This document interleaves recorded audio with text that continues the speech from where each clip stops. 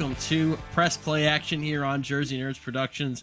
Mitchell Lea alongside Brandon 2 and Tommy Grant. And you never really can contain a director as fantastic as Christopher Nolan to just 1 month. You know, we say Nolan November, and then we do most of it in December. And I think Christopher Nolan wouldn't have it any other way. We might even be starting off the new year on a right foot and going with some more Christopher Nolan New Year. The Nolan New Year. There you go. There we go. Just writes itself, honestly. Tommy is watching a lot of these for the first time. Brandon and I are revisiting a lot of these. I've seen every Nolan movie multiple times over, except for one of the ones that we're going to talk about today. I've only seen it once before I rewatched it. I saw it 10 years ago. We're going to be talking about, now the plan was to do the Nolan sci-fi movies. We were going to do Tenet and we were going to do Interstellar, but Brandon and I are going to see Interstellar in IMAX on Saturday. Other plans. Yeah. So I've never seen it. I actually saw Interstellar in theaters earlier this year. Regal just re-released a bunch of Nolan's movies. Yeah, they did. But it wasn't in IMAX. And I've always wanted to see Interstellar in IMAX. So I've seen every Nolan movie that I could in IMAX. Like Inception was re-released in IMAX. I saw it then. Tenet I saw in IMAX. I saw Dunkirk in IMAX. I saw Oppenheimer in IMAX. So Interstellar is another one that I need to get to. And that's one that we'll just push that to next week so that Brandon and I can give you. We'll probably have to glaze it a little bit further. Yeah, I think it's gonna push the grade up a little bit, and some people might say that it's if you just watched it at home, the grade would be lower. But I've watched it at home several times too, so I can give you both. It's a good movie, but that is a movie that deserves to be watched in IMAX at least. Yeah, I can't wait. And the IMAX screen that we're seeing it on is a really good one. Huge. It's my favorite one in the state of North Carolina, so I'm really excited. Take that, Charlotte. It's the same. Seriously, fuck you, Charlotte. It's the same one we saw Oppenheimer on. So I can't wait. We're talking about Memento and Tenet today, and these are two movies that really love to. I was excited. They really are like. I loved this comparison. I said Tenet Memento is like a starter pack for like if you want to watch Tenet like later on. You're like, I need to understand Memento before I can actually get the Tenet. I mean, you can definitely see Memento's influence on Tenet, but right. Memento was much more simplistic. It was just a very unique film design with how he filmed the movie, whereas Tenet is just a mind fuck. We'll get into it. Tenet might be the most complex sci-fi movie of all time. Yeah. We will get to it. Now let's start off with Memento, of course, directed by the one, the only Christopher Nolan. And this movie, okay, I'm going to get a little tiny rant out of the way right here, just real quick, okay? Memento was released in the year 2001. Now, some people might say, well, Mitchell, that's not right. When I look on the I and the M and the D and the B and on Wikipedia, it says 2000. Now, how can it be 2001? What? I said, is Bill Cosby here with us? Yeah, what? No, what accent is that? Cover your drinks. It sounds like fucking Bill Cosby. Is that Cletus? I'm going to be honest with you. I don't know what I was going for there. It was just a vibe. It started Southern and it quickly turned to Bill Cosby. And I'm concerned. Yeah, it did. It started Southern and then it turned Bill. It turned into Jello pudding pops. But this movie came out in 2001, not 2000, because in 2000 it was released at the Venice Film Festival. Yeah, so people that were at that festival, aka not the general public, were able to see it. It was released in theaters in 2001. Therefore, it is a 2001 movie. And so when I'm ranking it on lists, it's going to go into my 2001 list. It will compete against Fellowship of the Ring, not No Gladiator. contest. It will get No beat by contest for Fellowship. either. No, It'll I'm get. just kidding. I hate. It will I'll get save beat my by grade, Fellowship, really. but yes, I do think either of those movies I would give the edge to over Memento. But that is not to say that Memento does not have its place in film history as not just the beginning of the Christopher Nolan regime, I guess, but this was a much smaller movie for Nolan. This was definitely more of an independent vibe than now. His movies are much more large in scale. This thing's got an 8.4 on IMDb. It's the number 57 movie on the top 250. So it is. How have I never seen this movie before? That is insane. No, it is, Brandon. It is actually 3 spots below Django Unchained. Gosh, let's go. A spot below or a spot above Wall-E and 2 spots above Raiders of the Lost Ark. So Memento is definitely a movie. Very good movies. All very good movies. Fantastic movies. Absolutely. Memento stars Guy Pearce, Carrie-Anne Moss, and as I like to call him, Joey Pants, Joe Pantoliano. Joey Pants is just easier. It was nominated for 2 Oscars for Best Original Screenplay and Best Film Editing, and I'd like to see who it lost to for that. For film editing? Yeah, film editing has to be Lord of the Rings, right? Best Original Screenplay, it lost to Gosford Park. Now, I've never seen Gosford Park, so I can't comment on that. No, that's a Robert Altman movie.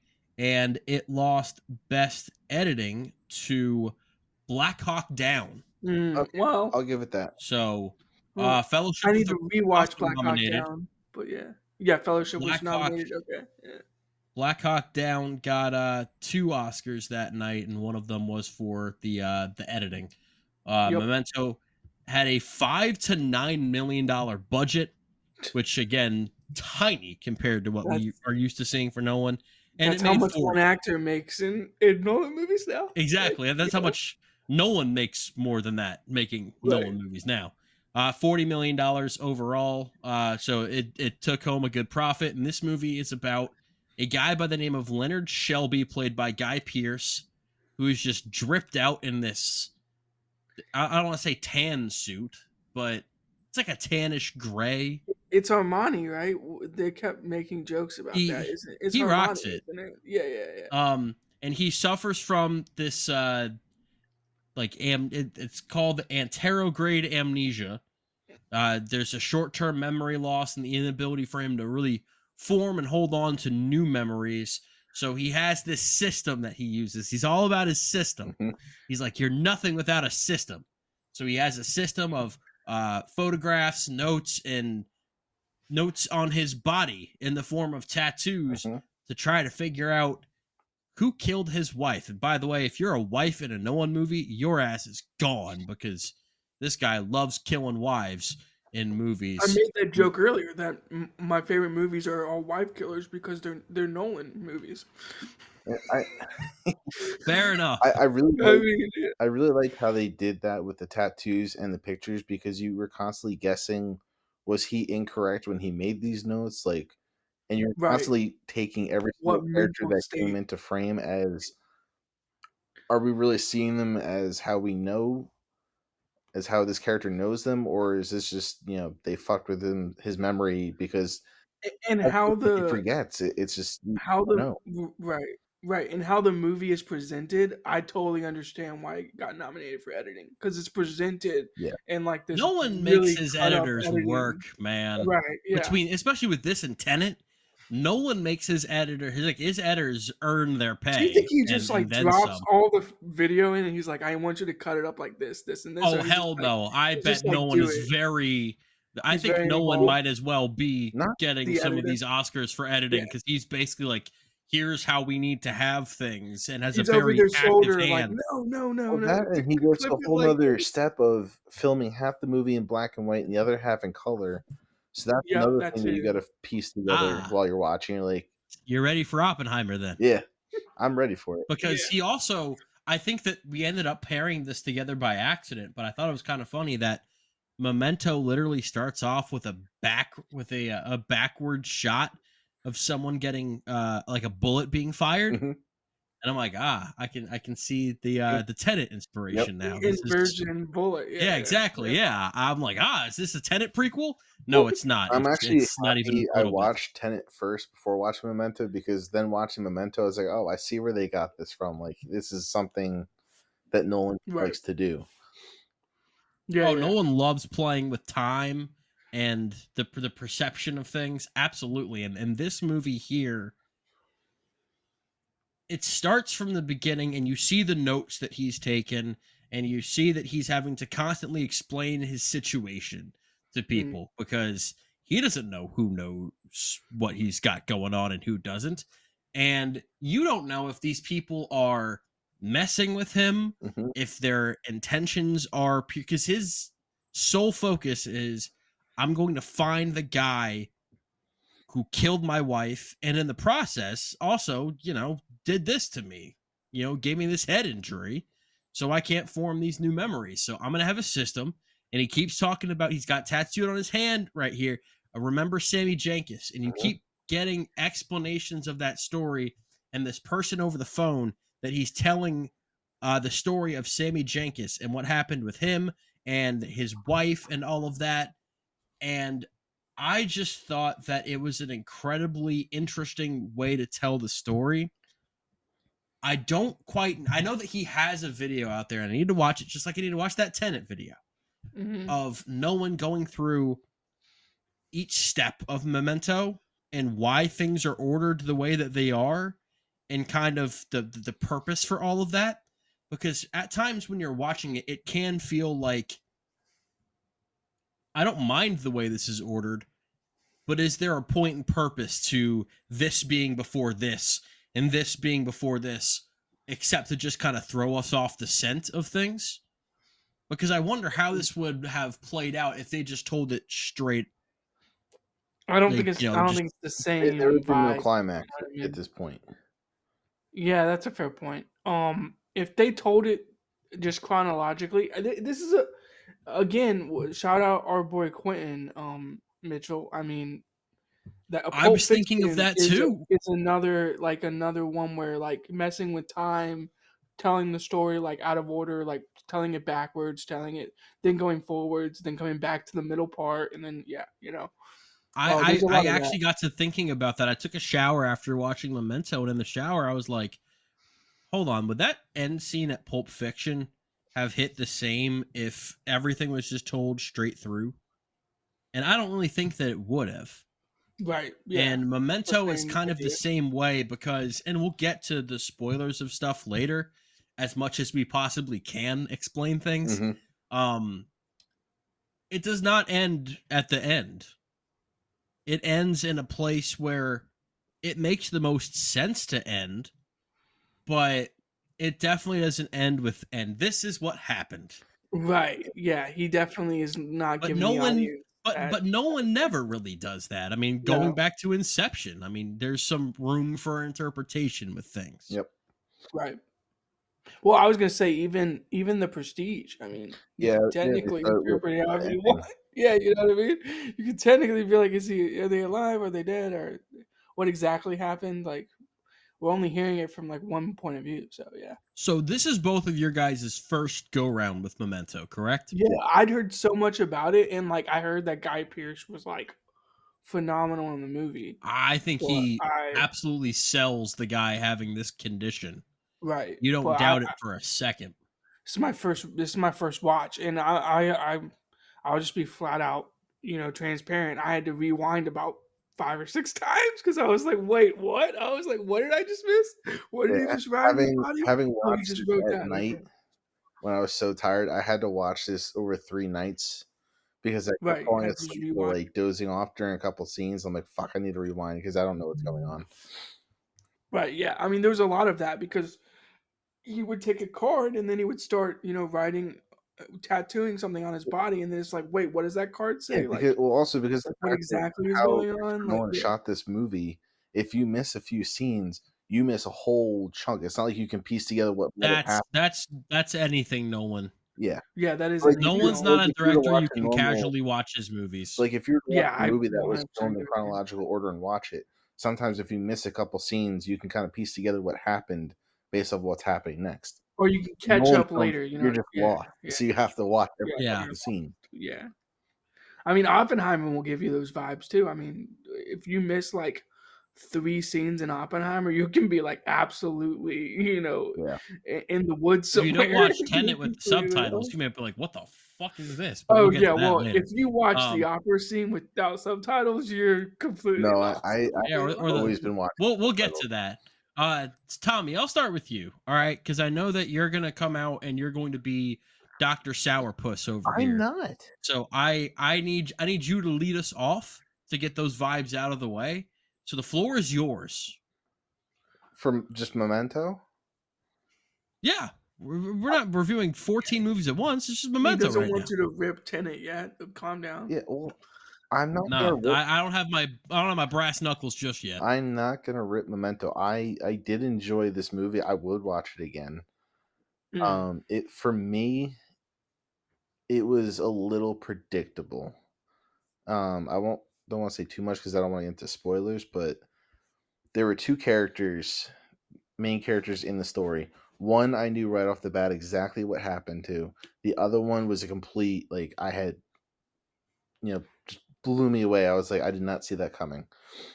But the whole plot of the movie, I kind of We'll get predicted. into spoilers after our grades and all of Yeah. that, so don't worry. I knew So- exactly what was going to happen off of 2 scenes, and that was it. And so the rest of the movie was kind of for me because I knew what was going to happen.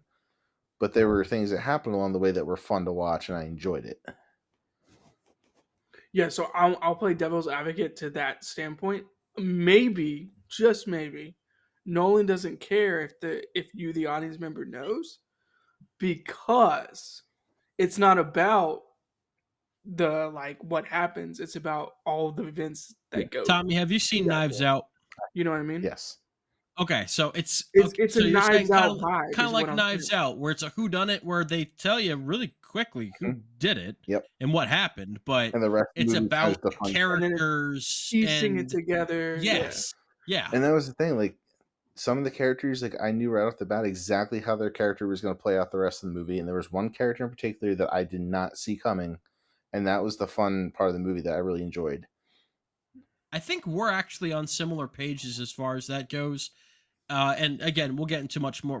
We're being incredibly vague right now for a I reason. don't want We to will get in get trouble to it. for giving spoilers away. So, But in the first 10 minutes, and again, I saw this movie 10 years ago, loved it, but I'll be honest, didn't really remember much about it. So it was almost like I was seeing the movie with completely fresh Almost eyes. like and you I had. have to say, Yeah, the one plot line with the whole Sammy Jenkins, I took immediately. My brain went to Shutter Island, and that's what gave the spoiler away for me because I was like, "This is exactly what this is." Oh, see, I didn't think about that, but Yeah, Well, because as for me, someone it was as Shutter someone that Island is connection rewatching a bunch is- of 2010 movies right now, because by the the way, fact that he had it 100 out of tattooed on his 131 done. Shutter Island should doubt. have been on the mind. because like the Right, fact that he right. had his tattooed on his hand, and it was a whole separate couple. I was like, there has to be some weird coincidence where we're not seeing what we're supposed to be seeing. And my brain went to Shutter Island, and I was right. So I predicted that from the beginning. I was like, okay, so that didn't take me through a full loop. Interesting. See, This is that also was one that I was not. I wasn't predicting. This is also a blind spot in my filmography. I haven't watched Shutter You Island. haven't. So you need to do that. It's a great movie. I was thinking, That's one of my he's favorite writing it on Leo his movies. wrist. I'm with you. I thought there was some personal connection to him with Jenkins, and then I started piecing it together like, oh, it's not just a different person. It might be Mhm. whatever it is. And I don't mind like Knives Out. Like I don't mind stories telling you who did it, like what it is, as long as they make like all the pieces of the puzzle interesting inside of that. Yep. And so I guess it just depends on how far you're willing to like stretch the interesting part of the story. Like to me, like all the random tattoos on his body and even the female lead in this movie. I mean, I personally did not really like their relationship, or I guess their chemistry was fine, but their relationship was It was weird. very awkward, very odd. It was weird. But it like almost like dragged the story along, which I was like kind of interested in, because I think Nolan kind of makes that relationship weird on purpose for an obvious reason. So not obvious, but I think that it's very much dragging the story. It's not willingly just telling you what's going on. It's dragging it along. Yeah. I will say that the movie left off in a place that I I hate to say it. really I what Could you write a sequel? If you really wanted I to, don't necessarily want to see a sequel to it. I maybe have other even just characters inside of it. a short 10 more minutes in this guy's life. Just, Right, right. what all Can we happened in have the next 10 minutes? like so there's Guy Pearce's character, Joe Pantalone's character. Can we like have like 20 more minutes with his character? Like, just like Yeah. backstory there. Like that's where I was kind of like Or a prequel I with wanted a him. little bit more. That's kind of what I was getting at. Is like, could you write a different movie No, so just with the characters involved in this movie? knowing what happened in the movie, I would love a prequel showing their relationship before the Before, events of this movie. How things yeah, got to where they got to. yeah. Because Because it's a very Pantalone's strange character relationship. might be the most interesting character in the entire. I think, yeah, I think so. But you don't really know a lot about him, and that's probably by design. That's probably intentional to like not know as much about him. Yeah, they as you kind of should. keep you at an arm's distance from the majority of these people, except for one time that they kind of show what someone else is thinking, and we'll get to it. And it definitely was like, that's fucked up. Yeah, that's like that's We'll get to it. But no, I thought this movie was paced really well. I mean, it's definitely one of Nolan's shorter movies. I'm used to Nolan going 240. I'm This glad was that an it's hour not a long movie. 53. And He yeah, said, "Get out." He said, "Forget that 20 minutes of Pantalone. We're out." yeah, no, we're getting in and out here, and I think that this was a good movie for that. It had a good pace. It always kept me guessing. I thought the acting was strong. It's definitely not, as far as Nolan movies go, one that I feel an intense need to rewatch a lot, and I do think that that kind of dings it a little bit for me Yeah, that's fair. because of the fact that Nolan movies, for me personally at least, are some of the most rewatchable movies ever. And I recognize that I am. Look, this is going to be it would be like asking me to objectively review a Justin Timberlake concert. I'm not going to sit here and go like, well, he was bad. No, I'm going to sit here and it's going to be just an hour and a half of fellatio. That's what's going to happen. So Christopher Nolan is going to get the benefit of the doubt. I love this guy. He's my favorite director. But as far as Nolan movies go, I like the fact that most of his movies are big and grand, and But this this is just also him kind of starting off. lacks. This Yeah, It's his exactly. origin story, kind of. So I'm cool with Nolan because if you start studying like movies and studying film and like how directors work and how editors work and all this, like if you go to film school, not that I've been to film school, but like if you I talk, minored in film. yeah, his films feel like a perfect place where you could be like, oh, I minored in film, let me write an essay about Memento, and then I all wrote the an other entire like essay little. about Nolan movies. Right. Well, I'm sure your film professor enjoyed that when they wanted you No, to my film critique like professor hated it because my film French professor art was or all something. about my professor was all about like Francois Truffaut and A24 movies, and you're writing about Inception. Get the fuck out of here.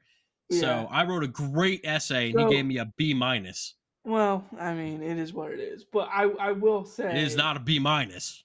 I think Nolan's movies, every time you watch them, you can pick out little different things. So for me, watching this movie the first time, I was like, wow, there's a lot of like parallels to what he does in Tenet. Or like if I watch Shutter Island at some point, I'm gonna be like, wow, that is like a direct parallel to Shutter Island, like Tommy mentioned earlier. So I think he hides like little Easter eggs inside of his movie. The craziest thing would be like if he comes out like Tarantino and he goes like, actually, all of this is connected in the same universe. I'm just gonna absolutely survive if he just Nah, like does no that. guy to do that. No, he's not gonna do that. But Tarantino, I think he has said that in the past. He's kind of connected his movies. Yeah, it before. makes no damn sense. Yeah, it's so funny to me. Huh. All right, let's grade this thing and then get to spoilers. Okay. Tommy, you can lead us off. Don't say it so happily. Tommy, So on, just be quick. I hope this No. grade starts with an. It's like I hope this grade starts with an A. it's not going to start with an A. It's more of Oh, a Why I no. oughta it's more of a B movie for me. I would say like B B, 20%. a Mhm. B 20%. Well, Wow. you're gonna be having about 20% of your breathing Hey, capacity. just No, I'm wait just until we get to Tenet. kidding. Yeah, then you're gonna have 0% of your breathing capacity. Brandon, go ahead. I'm gonna give this a completely different grade. I absolutely love this movie. Like I think this movie is awesome. A plus 51.1. Ooh, damn, God, okay. that's high. Okay. Yeah. Wow. All right. What's that near? I'm trying to think of other reviews that we've done. What's It'd that be near? American Beauty. Okay. Yeah, See, it's actually above I like American being Beauty, and I you. love American Beauty. You I gotta think start, American Beauty is man. awesome. I'm telling you, you gotta get back on that letterbox and get on these lists, man. I love keeping I track of where I you're I at. need to make purposely some more didn't lists on put Letterboxd. yeah, I purposely didn't put it in because I was saving it for the podcast, but I will put it in after the podcast. I gotcha. See, I don't do that because I like to diary like when I saw things, Mhm. and No, yeah, that's fair. I'm a nerd I've like been that. doing that, but This. plus I know that Mitchell likes to read my reviews, so I like to put in just. I put my Oh, I reviews. love. I style my Yeah, reviews specifically for Mitchell because I know he reads them. yeah. No, 100%. I'll always read reviews. I Now had. I'm interested in Mitchell's grade because he was telling me earlier that Tenet wasn't quite as high as Memento, but maybe I'm wrong about that. Mitchell, So are you here's the sleeping on deal. Tenet? So here's the deal. Memento is the highest A I've ever given so far. It is an A, 98.65. I can't quite Wow. go A plus with it, but I am extremely close. Okay. But I'm just not there with it. I think I ding it just a little bit because I don't know how much I'm ever really gonna feel like rewatching it. And It usually feels A like one of plus, those movies that you have to watch like every 5 or 6 years. Yeah. because usually an A plus movie, like for example, I know we haven't reviewed this movie yet, but 12 Years a Slave is an A plus 39.09%. That's extremely unrewatchable, but it's so good that it like Yeah, yeah. as far It as doesn't quality matter. goes, it's probably like an A plus in like the 60s. But I just as far as the rewatchability, it does bring that down. Yeah, yeah. And this it's much more of a slim margin of rewatchability, but that keeps it from an A plus for me. And it's certainly not as good to me, at least, as something like The Prestige, or certainly not like Inception, which we talked about earlier. But I am very close to 5 stars. Okay. All right, let's go ahead and get into spoilers as Brandon's cat, treats him like the monkey bars. I told you this cat just jumps wherever he wants. It's crazy. And in breaking news, Brandon's cat is indeed a cat. So, Tommy, I don't know how you felt about this, but the second that I saw the note of Joey Pants, or Teddy, Mhm. and it said like, "Don't believe his lies, kill him," I knew not the guy. But that was the thing. Like, They're not going to start us off with that right away. Not the guy. hmm but he was. I got that vibe too. Don't get me wrong. I completely got that vibe. What was insane was the spoiler at the very end of the movie where Yeah. it was Well, that like, was the thing. Like, actually, all of this is like but see, not that's where reality. that scene Basically. for me was what clicked for Shutter Island as well. Because I was Okay. like, all right, it's definitely one of those weird twists where he's already killed the guy because obviously he would have no memory of it, so we would not know if he actually did or not. So someone's been manipulating him, as we would guess, like, because obviously all these characters were like, all right, have they seen him before? Are they manipulating him? We don't know. He was the right off the bat. I was like, this guy's sketchy as fuck. He's written to be sketchy as fuck. So I was like, he's probably been using him this whole time, and he knows how to work him. Which obviously we find out that's what he's been doing, and that whole plot line was kind of right off the bat for me a giveaway. See, I wasn't surprised by that, but I was surprised that it was okay. The whole Sammy thing was just a repressed like memory of something that you did, Mm-hmm. and you've actually killed the attacker like a year ago. Yeah. And we've basically just been like working together for you to kill people that I need out of the picture. Mm-hmm. Right. And I'm just like, yeah, this guy's name is John Gamble. And it's like, oh, this matches all the clues that I have. Let's go get him. But the other thing was like, you know, he's your perfect subject because he can't remember anything. Ignorance all is you gotta bliss, do is or as Tenet like, would yeah, say, we're friends. ignorance Like, is our you do this for ammunition. me. Yeah. No, I'm with you. I think that's it. It's kind of funny how at the very end, Pantalone's character is Teddy's just like, yeah, actually, my name's not even Teddy. Yeah, it's just like That made me actually, laugh because I was like, of course it's not.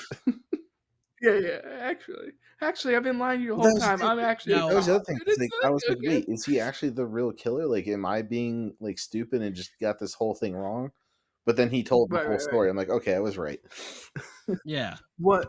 But and then we can get further into this. But the whole Sammy Jenkins, like, Sammy Jenkins is probably a real actually, Sammy Jenkins is a real person, but his brain is so fried, so confused, so manipulated that he's telling himself like, "Oh, I didn't forget to like not give my wife diabetic Well, medicine. the Like, other thing, I wasn't the one who killed my wife." You know what I mean? you So know, it's just like, yeah, the character of Leonard, he tells you right off the bat in the beginning that memory is flawed.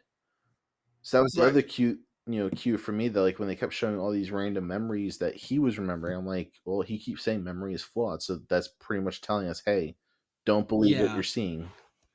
This is a Man, flawed picture. it's so funny how Nolan will put something like that in the movie, and I'm not even like I'm trying to figure out all the pieces, and meanwhile they're right in front of me with a big cardboard sign. You know? I mean, it's also kind of my job to do that kind of stuff, so it's Well, Yeah. yeah, I was gonna say, Meanwhile, do it's you my job to help people get signed up for auctions. So do you do you secretly have a case you're working on where you're manipulating a guy with amnesia? we're No. getting Sammy Jenkins. Yeah, sorry. I will say that the Carrie Ann Moss stuff was the most shocking that to me that was the character that threw me because for a So loop. I didn't it's follow that. revealed. I I should didn't follow have that seen it coming, entirely. but I just was completely blindsided. So It's revealed is that she she's just a piece of completely shit? using him. Yeah, Okay, yeah, she's just a piece of shit. that was probably the best scene in the movie for me when it was the whole scene in the house where she basically taunts him to get Oh him my to hit her. gosh.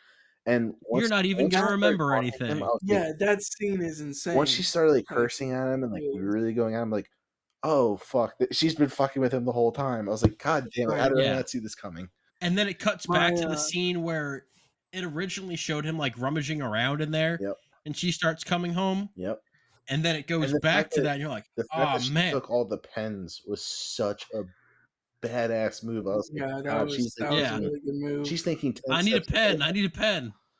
I was watching it in front of Lindsay Mitchell. I was watching it in front of my girlfriend, and she immediately goes, "What is wrong with this character? Like, why is she just like berating him?" I'm like, "Oh, just let it breathe for like 1 second," and then she just like goes off, and I was like, "Oh my god, this is like an insane rant." That, She's like, Your wife is a whore. Like, you're such a terrible person. You're an R word. I'm like, oh my god. I'm like, I yeah, can't early take 2000s this character movies to still get seriously. away with that kind of Yeah. like, Yeah, that's true. I was like, I can't take this character seriously now. I'm like, oh. And she's a real piece of shit. Like, Yeah. but she's also hanging Which out with a drug dealer. Like which I didn't fully My other understand. That favorite scene of this movie is that was not her boyfriend No, her or boyfriend husband? was a drug dealer. Yeah, her Yeah. boyfriend was a drug dealer. But it's just like, okay, so now I understand. Like, yeah, she is a piece of shit. Like, she just hangs out with piece of shit people. She's a piece of shit. my other favorite scene of this movie was the car chase where he just pulls off into Oh the yeah. alleyway and the guy pulls up with the gun. Oh, this guy has a gun. He wants to kill me, and he just drives away. I think my favorite part was, all right, I'm chasing this guy. Oh nope, he's chasing me. That was that might be my favorite scene in the whole movie. It's like, He's never like, told me why? that Nolan's Why that am I funny. running? Yeah, he's like, why am I running? Oh wait, he's chasing. No, I'm chasing him. No, he's chasing me. Oh wait, he's I think that chasing was- me. I gotta go. I think that was an aspect of this movie that was probably the best part for me, was like the internal dialogue throughout the movie when he's just talking to himself. But Yeah. okay, Guy so Pearce does a good job with that.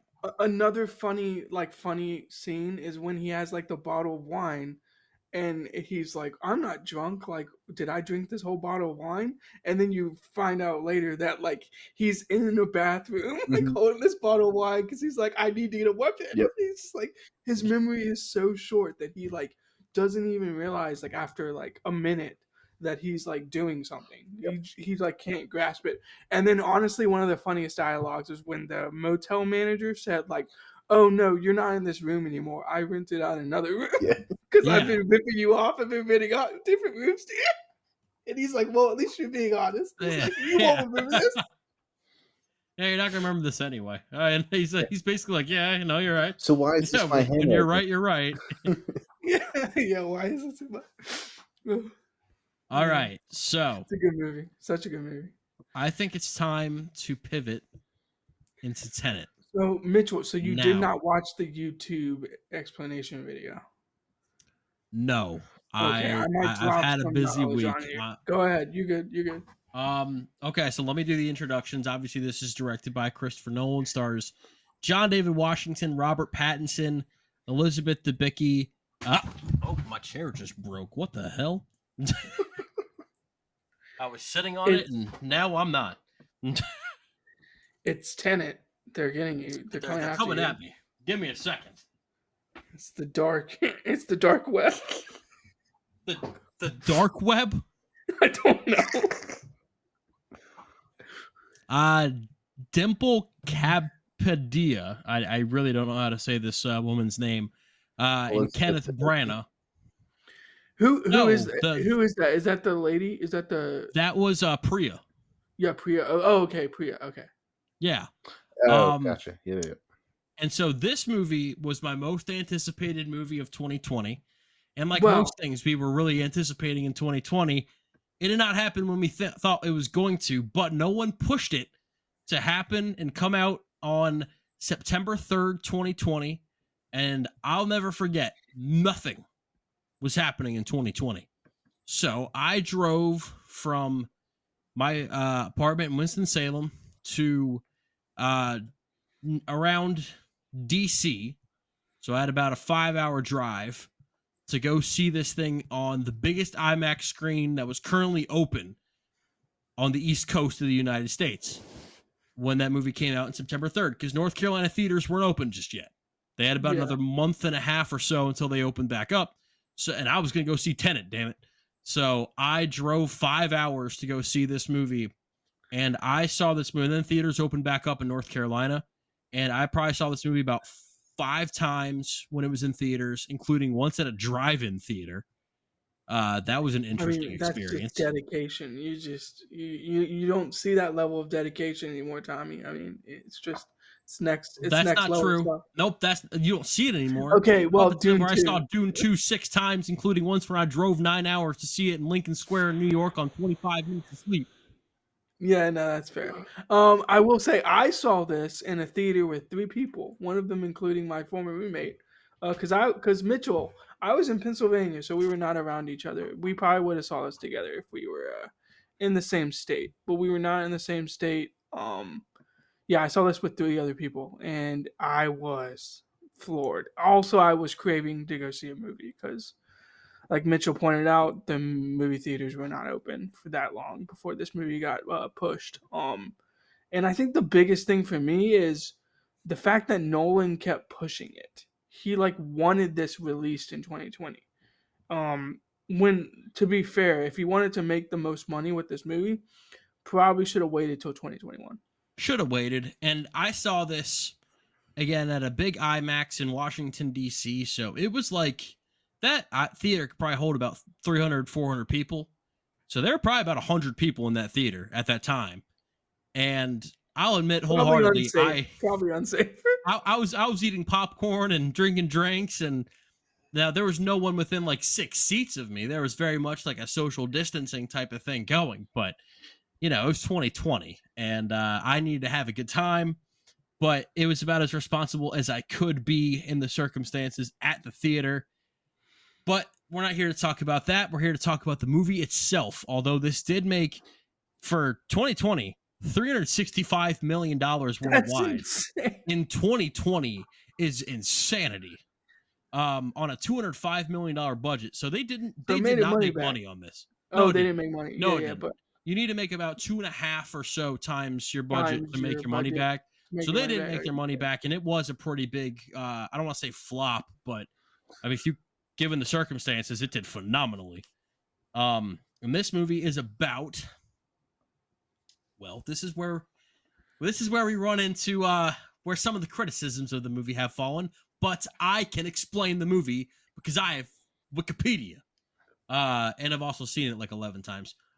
So the movie follows a former CIA agent who is recruited into a secret organization tasked with tracing the origin of objects that are traveling backward through time, their connection to an attack from the future to the present.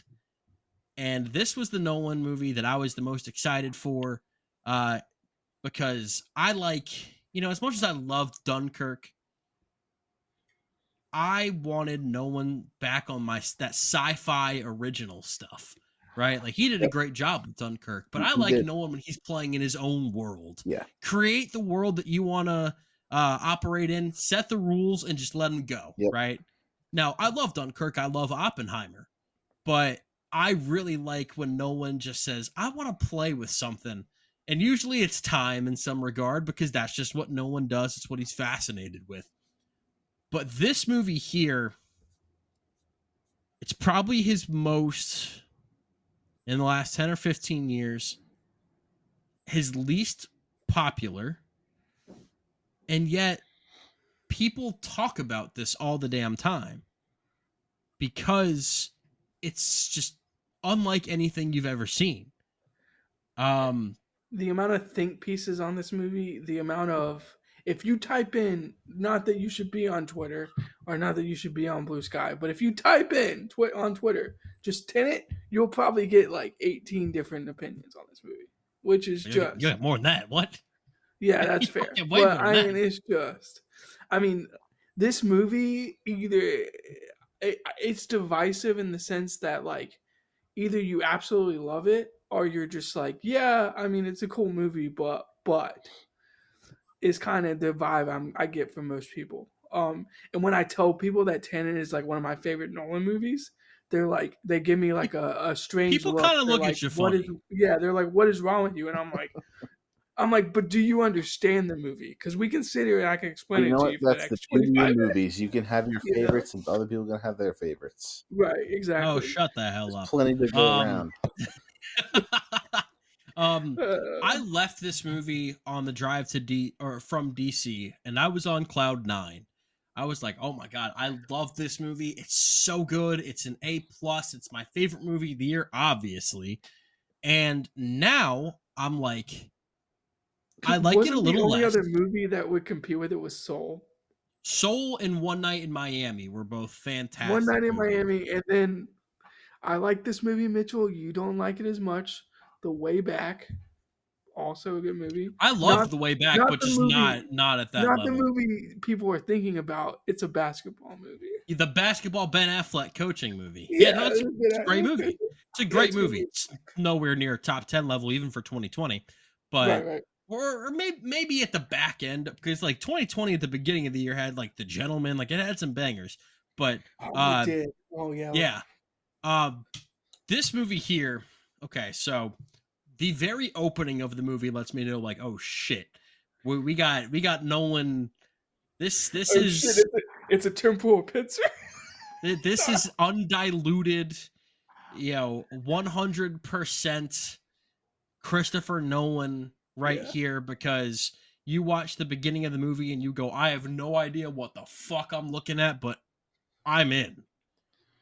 Was that where you felt I early in the movie, Oh Tommy? yeah. I want I Tommy's was opinion on fully that. sold in the beginning. The whole probably first 20, 30 minutes, I was hooked. Okay, Then I'm it gonna started I'm gonna to, like, after the whole Where did it lose you? Because, probably spoiler around like alert, 45 Brandon and minutes to I an hour. again are gonna get a little bit of the sloppy toppy with this one, and Tommy's gonna not. so I'm gonna get hate for this. I already hate you. I'm just kidding. It might be my favorite Nolan opening. That's fair. That's fair. I like, and this is No, me Dark saying Knight that like holds that.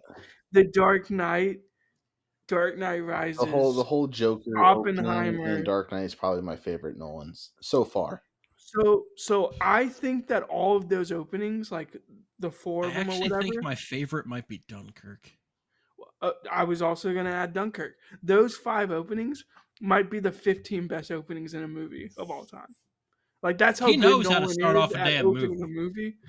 I always make the joke that like Guardians of the Galaxy 2 as like one of the best openings of all time, and I still agree with that. But Yeah, I that's a good think one. I He think really said, I agree with my statement. yeah, I agree with my statement. Are the Greatest Showman has an phenomenal banger Yeah, opening. it's a good one. Deadpool and Wolverine, which was also No, no. I mean, you no. can suck it, Mitchell. You can I suck mean, it. maybe if you had that brain injury from Memento, but that's the only one you Uh, can remember. Don't trash but the no, Wolverine. the opening scene in the opera house is absolutely incredible, and it just brings you in because you're like, what the fuck just happened? Like I like Is really how the concept. they set up everything. You have no idea what's going on. You kind of have a slight idea of what's going on, but you really don't because it's a Nolan movie. And the whole concept of like the inverted technology kind of being introduced, and you're like, I was like, okay, that's something. So it's like this is definitely gonna be a plot point of some kind of this movie. And then you have the whole, him dying and being recruited aspect of it. I was good up until then. Once they started bringing in the whole temporal movement thing, I was just like, So, that's when I okay, knew I but was were like, all you right, this is in? not going to be a movie for me to watch because there's going to be too many moving pieces in literally linear, equations in here that I need. Linear, backwards, XYZ Yeah, I'm coordinates. like, Like, yeah, yeah. this is not going to be the movie for me to watch at 1 o'clock in the morning. Okay, were you in when they were what does he say? Bungee Explaining jumpable? inversion. Oh, Yeah, bungee jumpable. Yeah, because I Neil's think, character. Neil's look, character. Yeah, yeah. not to get into every single plot detail, but just broad strokes. I think John David Washington is excellent in this movie. I buy him. People are like, yeah, but they don't even give him a character name. I don't need him to have a character name. He's the fucking protagonist. He's the protagonist. That's Fuck all he off. needs to be for me. He's a protagonist. All right. I will say, He's my Neil, protagonist. Oh, Robert, Robert. This is is it Robert what you say? Pattinson's movie. Robert Pattinson This is Robert Pattinson's movie, and Well, I have been a big Robert Pattinson fan That's his ever fault. since Good Time. I was like, Yep. this guy can do anything. Dude. I remember leaving that movie going like, cast him as Batman, and people laughed at me. And then they did it, and he's a fantastic Batman He's now. been doing this for years. I hot think it's take, so I funny. think that might be my favorite Batman. I need to Yeah. see another Batman movie before I can go there. Yeah. But I'm close already. Well, I mean, he's phenomenal in the Batman. Again, talking about opening scenes, I mean, that That's one is another up one. there too. That's another one. I will say he's been on this like role where he just takes roles where he just kind of says, "Fuck it, I'm just going to be the best person on the screen," and I'm here for it because I mean, you got to remember this is the same person that's done like The Lighthouse, which I just saw recently, or like The Twilight. Like everyone remembers him from Twilight, and he's like, "Fuck Twilight! Watch what I'm about to do after Twilight." He's Yeah, just like, this seriously. is stupid. Yeah, I mean, I'm with it. when he's on screen, he absolutely takes over. So He's one of my I agree favorite with that actors take. working right now, hands down. Yeah, And yeah. I mean, he's definitely left Twilight stuff He's very way in the fluid past. in the fact that he can do a lot of different type of roles. He's very oh yeah, he could he do can anything. really Like immerse Mickey himself in different. 17 looks very different than anything that he's ever done before, I We'll and I'm see kind when of Noah's excited for 17. that. I forget what the Yeah. movie was called, but it was like that Southern movie with Tom Holland. Yeah, I was just thinking about that. That was The Devil All the Time, Yes, and that I movie. really Yep. liked him in that too. Yep. He was great. Oh, That's he's a really underrated movie. Remember Me is like he's good in Remember Me. No, he's not. As someone who watched that movie recently, no, fuck that movie. You said but piss me that's off. what I'm saying. But I'm just kidding. But that's what I'm saying. Like he did all these like weird roles at the beginning of his career where it was like he was just trying to get his foot in the door, and then after he got his foot in the door, he was like, "Yeah, I'm only taking like roles that like I can actually crush, and like the director will give me like some leeway to basically do He's whatever the Drew fuck I want." Brees. He's Drew Yeah, Brees, that's where right. like the Twilight movies were like the early years with the Chargers, and then once he stopped doing those, that's when the Chargers drafted Phillip Rivers, and Drew Brees was like, "All right, time to become one of the best quarterbacks in the history of the National Football League." You know, you Time guys, to put you it guys up a keep back. bringing up Twilight and Yeah. Twilight. Guys, he's fucking Cedric Diggory, Yeah, that's true. He is the such a digger. Hufflepuff champion of Hogwarts. Come on, Well, That's true. he got the most he's still legendary getting stuff. absolutely. It's because he got wrecked in that movie. Is why. Yeah, he No one did. remembers. He did. He got absolutely wrecked. But getting back to Tenet, this movie has incredibly creative action scenes, like the stuff Mhm. with the bungee jumping Bungee into. jumpable. I gotta tap in on this one. So reading into it, the scene with the airplane crashing into the hangar. Oh yes. Oh yeah, they did that. Yeah, I did not realize that was. That's the one thing I Oh love yeah, about. Nolan.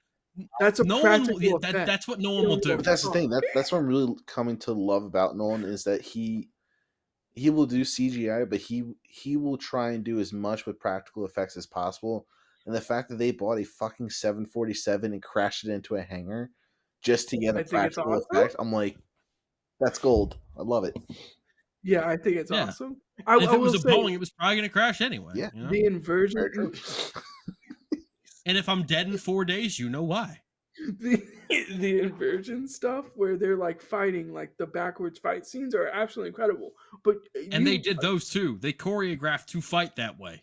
Right. That's what I was saying. You could convince me, and I would 100% believe that those are practical effects, and they are. And it's like, yeah, I mean, he's incredible at editing and finding ways to make practical effects look cool as possible. I mean, that's his bread and butter. And Mitchell's right. The scenes, the action scenes in this movie, the tension between certain characters is just top notch for me. I love the way this movie brings you along as far as learning just how things work. All right, this is a turnstile. This is what this does. This is what you can expect. These are the rules. Yeah. This is the villain of the movie, Andre Sador. This is what his goal is, and this is how he's able to accomplish this. I really liked Kenneth Branagh in this movie. I thought he was a really intimidating presence in this. I thought that there were some times where he was kind of hamming it up a little bit, but No, it felt very right for the character that he was playing. So I didn't mind it as much. For me, he was on the same level of Robert Pattinson in the ability to like just do anything with their roles. I mean, he learned how to speak backwards. Not only to speak backwards, but to do it in Russian. That's fucking. That is legendary. I don't care what you Russian? what you say about his performances or anything about him. The fact that you can learn a language and speak it backwards, especially one as confusing as complex as Russian, right? You got 5 stars in my book, dude. Like that's insane. Also, a common thing that's said about this movie is that it's Christopher Nolan making his James Bond, and it's like he's a perfect Bond villain. Yes, a perfect Bond villain. But also, who's Bond? Is it John David Washington, who's smooth and charismatic as hell in this movie? Like people like, oh, he has no character. He's just the protagonist. But he will say like I love this guy so much. And then Robert Pattinson also, it's like he could do this as well. Like maybe he's like the trusty sidekick. I but know after this he's movie great. came out, a lot of people were calling for Robert Pattinson to be the new James Bond after Daniel Craig retires. Mm. You can't make him everything. Well, you can. He's Cedric Diggory. He's Edward. He's Batman. He's James Bond. What is he gonna be next? Are we gonna cast him as Harry Potter in the HBO series? No. He should be cast as Cedric Diggory. Hey, I'm Cedric Diggory. You're old as fuck. Yeah. Or rather, it's gonna be blimey. You're old as shit, mate. Like they're Australian, but yeah. Getting back to Tenet. Mitchell's not doing accents very well this evening. No, I'm having a rough day, folks. It's a 10 out of 10. No, I'm just kidding. Sorry. If I had a tomato, I'd throw it at your head right now. I'd still hit you, even though you're an hour and a half away. The Freeport scene. This is where you start to really see. You know why? Not start to really see, because the whole movie is a showcase. No. For Ludwig Göransson, because this is a fantastic score. How it wasn't nominated for best score at the Oscars, I have no idea. It just proves also, that. The sound because it's not a period piece. And the people at the Oscars are incredibly stuffy because they gave the Oscar to him for Oppenheimer, rightfully so. But that a period piece always takes the Oscars. Is one of my explanations. Because I'm sound with you. Mixing's different than Ludwig is in his bag. We talk about people being in their bags. Ludwig is in his bag with this score. This score is gosh, it's just amazing. There's just certain notes where you're like, wow, like that makes me feel a certain emotion, and it's the perfect emotion for this scene, in my opinion. Editing, costume this movie design. won one Oscar. Can you guess what it is? It's kind of strange. No. Score? It wasn't even nominated for editing.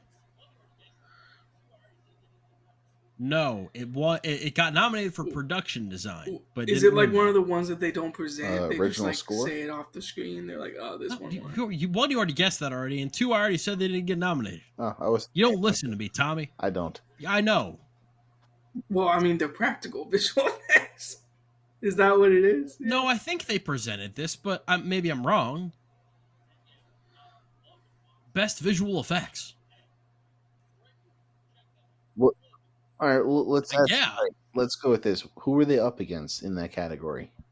Love and Monsters, which great movie. Check that out. Really good movie. The Midnight Sky. Haven't seen it, and the things I've heard about it haven't been good. This one makes me want to vomit. The one and only Ivan. I will say, the live action one that visual sucks. effects wise, yeah, we won't talk when about they did that back and something called the one and only Ivan. Down one based off of that. I mean, that scene is incredible. Yeah, whatever the fuck that is. The plane.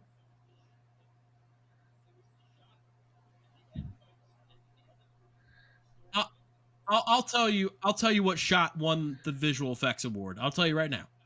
It was the shot at the end fights at the end of the movie when they're all storming in, and there's that one where they blow up the you were building. Like, wait, it's going backwards, and then it kind of reverses, and they blow it up at like a different point.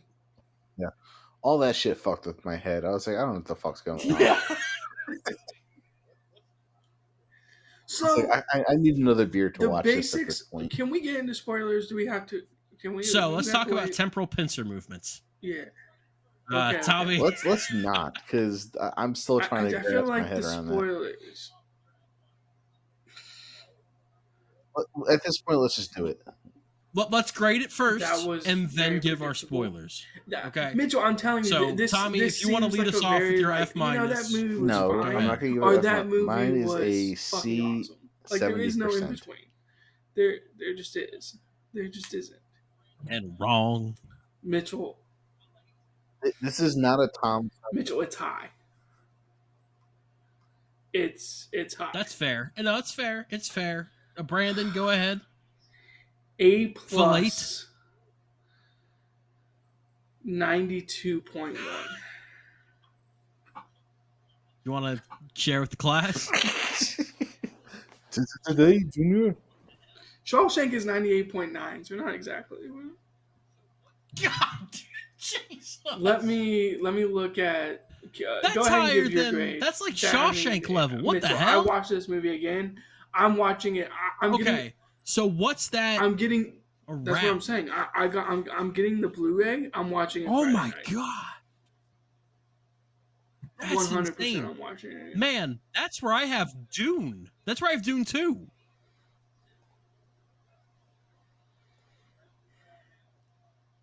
Wow. So to put this in perspective, then you have every right to Dune shoot me in the Part head 2, when I say A 94.3. 74.99. It's around where I have That's what Furiosa from this year. Yeah, it is interesting. Well, I love Dune. I love Dune too. Okay. All right. So you have Dune 2 higher than I do. That's interesting.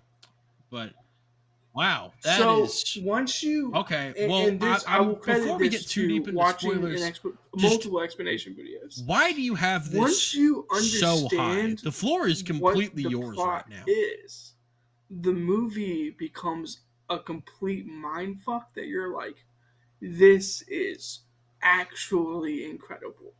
So, spoilers. Go ahead.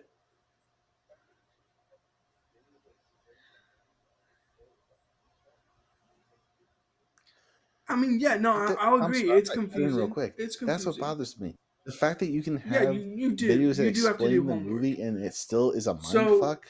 It's too confusing for me. I'll touch on the four basic I concepts. thought you were going to say that you don't like there's you have to basically do homework. like four or five different So, timelines. like and enjoy. I'm always down for doing we're dealing homework with to watch different timelines, which is why we keep making fun of like temporal pincer movements, because that's like what's happening in the movie.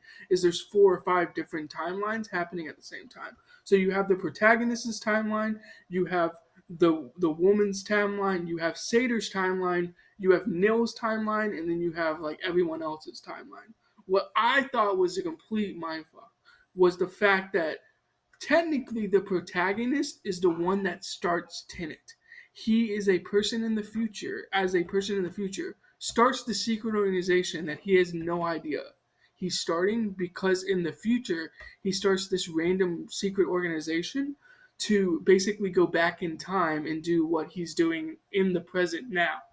And the biggest mindfuck to me, and I don't know if people know this, Neil's character is the young boy Maximilian. He's Max. Neil's character is Max. And I don't think people know that is the problem.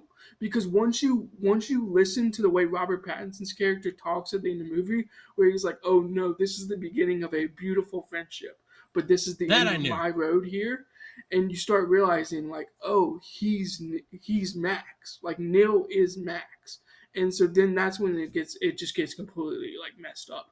Because Neil's character, I was talking about the 5 different timelines. There's like infinite amount of timelines with Neil's character, because Neil's character just keeps going back in and back in and back in, and like that's his destiny. Is he just continues to go back in to basically sacrifice himself to complete the mission. So that's why it's a mindfuck. Sure.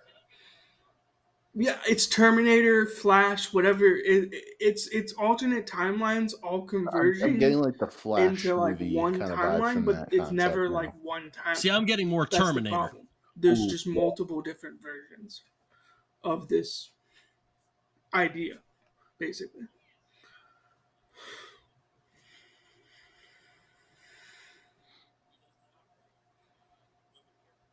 Well, he doesn't, but let me ask you guys this, because I think one of the big criticisms of Christopher Nolan I is actually that think she's the he does best not write women character that characters he's very written. well. That might be a hot take, so Elizabeth Debicki here. I think where she's you actually how do you guys feel character. about her in this?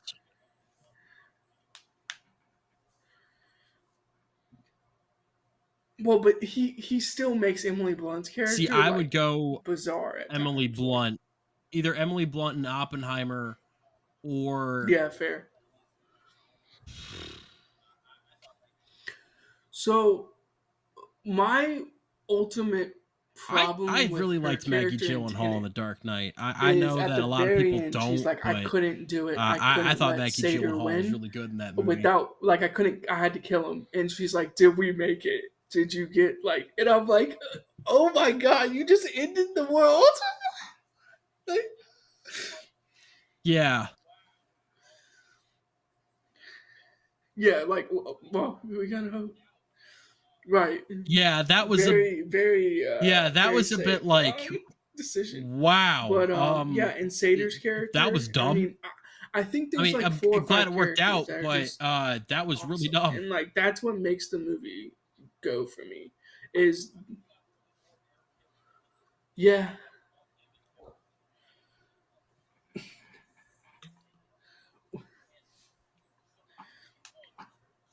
I wish we got a Where little are bit you on more the Aaron fake Taylor Johnson, Goya? because I just love him and everything, and The it lunch seemed like he just interaction kind where of he just sits popped down, in at a doesn't point, even get anything and to he eat. was He's clearly just like, someone with here's the fake tons of Goya. Now good. experience, Yo, and Michael I Caine. just Where are you at the Michael Caine interaction?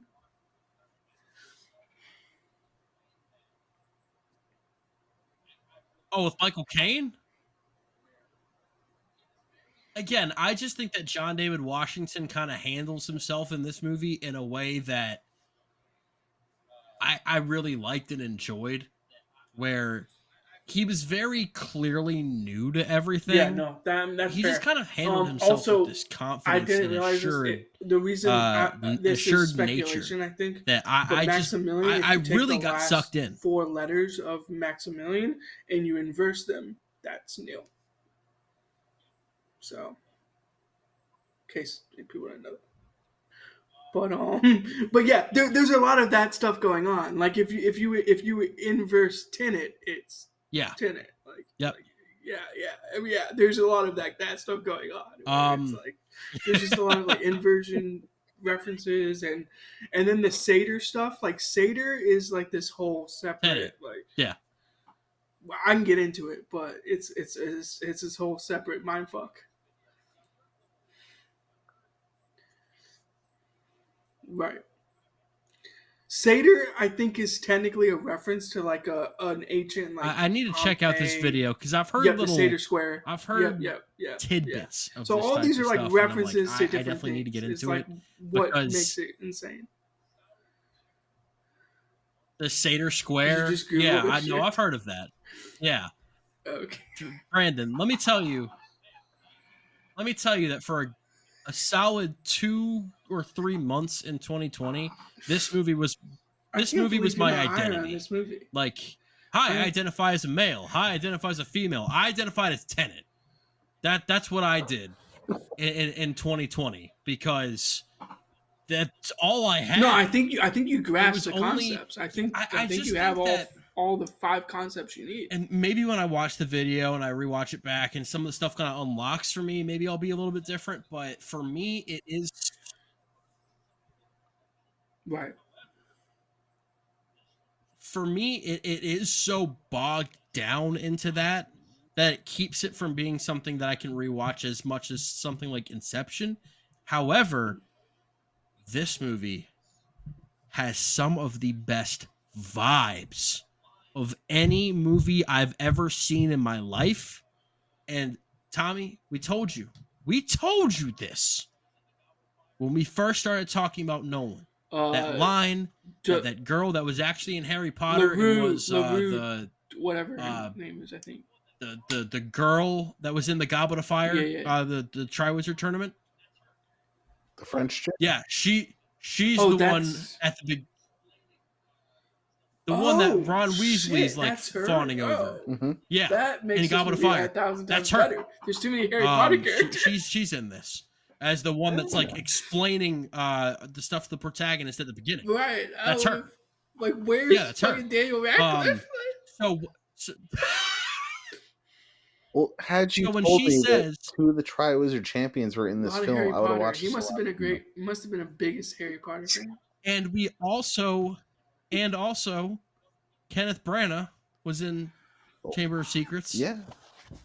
So. Professor Lockhart.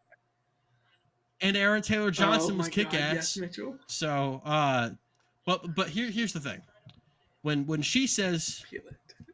to John David Such a good Washington at the line. beginning, when he's trying to understand the whole like, all right, inversion and all that, and she says, don't try to understand it, feel it.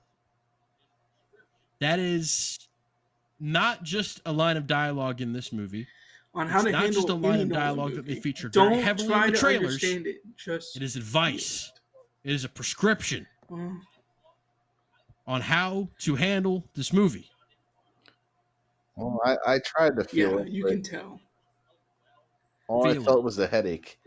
My favorite is when they first meet. I love the chemistry between John No, David you Washington don't. and Robert You want Pattinson in Diet this movie. Coke? Yeah. Those two work together so well, and at the end of the movie, like,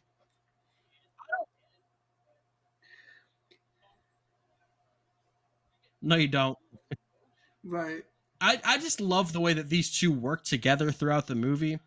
And at the end, when they're talking for the last it's like time, a dialogue. you get like this a line true you can, emotion rewind between over the and two over again, of them. and you're like, wow, and that is such an I don't awesome, think it's delivery. ever gotten a tear out of me. Yeah, and then but even it's the end close. where he, where Priya, ends up foiling Priya's plan to like kill Max, and I do. I think Priya's good. We get up to some she's stuff. a very interesting character. But when she's like, "How did you know?" and he like plays the voicemail from the phone, and I he's like like, her too. I thought that she was a very interesting character. I'm like, man, you could like. I'm not asking for this from Christopher Nolan. I'm not saying he should do this, but I wouldn't mind. I wouldn't mind a trilogy.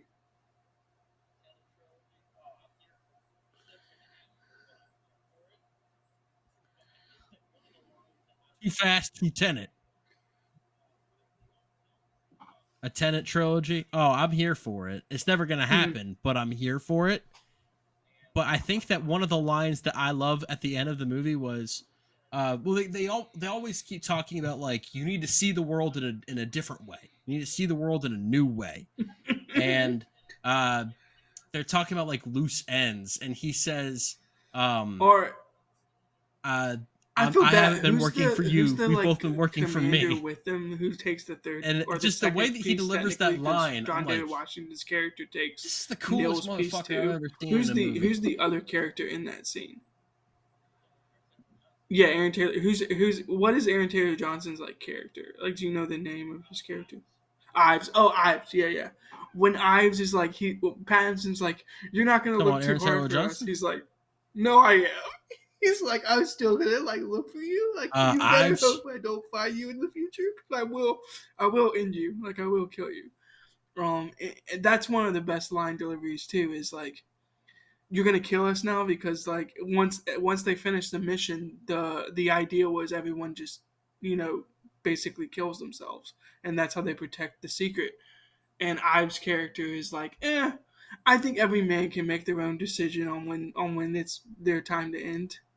But there's just so many like intricate like little lines and stuff like that. And I mean, I'm being serious. I bought the Blu-ray. I bought a couple of other Nolan Blu-rays, like a collection one. I'm 100% gonna watch this movie on Friday again. I'll let you know if the grade goes up, Mitchell.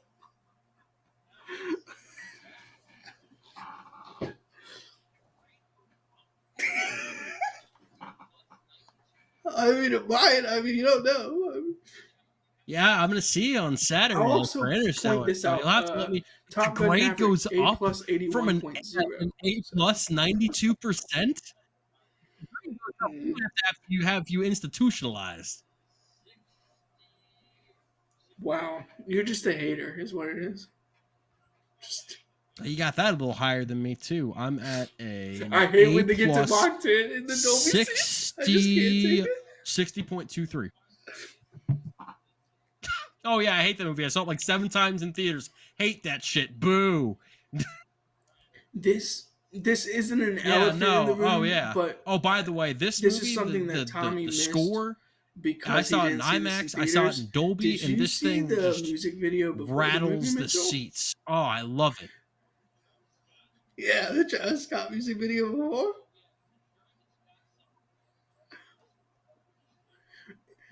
Didn't they paired it with like the the premiere of Travis the Scott. music video, like at the beginning of the movie, I believe. Oh yeah, the Because that's what Travis happened to Scott me. song in the I end saw credits Travis of this Scott's goes music hard as music shit. video at the beginning of this movie, and then it went into Tenet, and then it played his song at the end, and I was like, wow, this song's kind of a banger. It's like,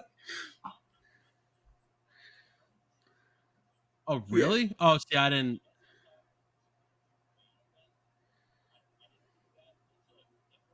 Okay, that kind of reminds me of when I went to see Smile 2. from I the character. guess I guess I saw it was like a Smile 2 fan event. I didn't know that, and so Yeah, I like think the that's what first it like was, 5 but it minutes was just before the like movie, they're like there's playing also only like 4 songs people here. and like We music all looked at each videos other like, of the are we from the watching a pop Travis star in that Scott movie. music So video I'm right now in guessing you had something IMAX? Like, what similar are with we doing? this, huh? Like, yeah. Yeah, it's very different from Christopher Nolan's usual vibe, and I actually really appreciate that. But all right, well, that's the reviews of Memento and Tenet, two of Christopher Nolan's biggest mindfuck Have type the subtitles movies. on at least for I would the definitely opening recommend checking scene where them they have the out, mask on. but just maybe have your Yeah. subtitles on, or maybe do some research before or afterwards, and It's just like be prepared.